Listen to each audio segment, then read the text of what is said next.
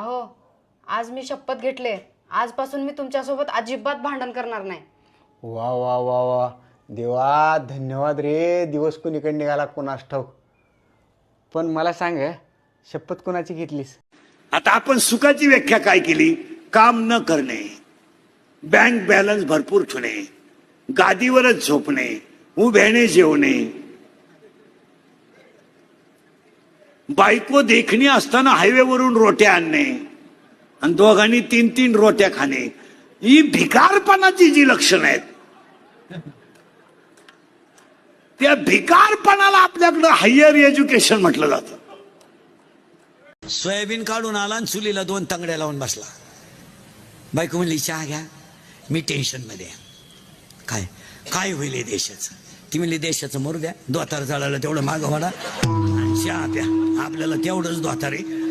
ते जर जळालं तर सकाळी लुंगी लावा लागल. गप बसा.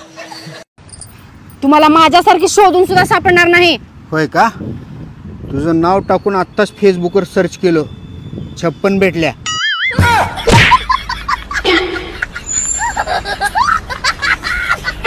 तुम्हाला जर रामगढ़ला जायचं असेल तर हमारे पास टांगा है.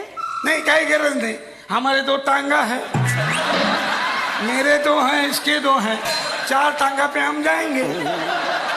मोठ्या मोठ्या तुकाराम महाराजांनी आपली तुलना अजिबात शक्य नाही.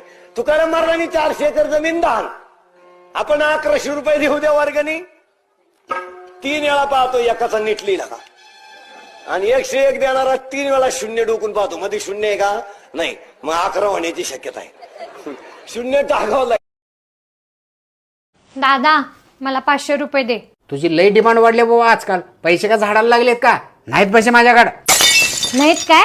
थांब, तुझ्या लग्नाआधीचं त्या संगीसोबतचं लपडं ना वहिनीलाच सांगते. वहिनी, ओ वहिनी, अगं थांब की. ओ वहिनी, थांब की 1 मिनिट. ओ वहिनी, थांब की. ओ आलात का वहिनी? काय झालं हो नंदनबाई?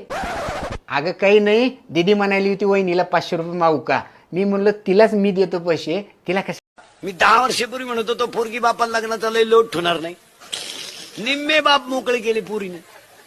आम्ही एका वर्गात होतो ना, कोण फडायला नाही.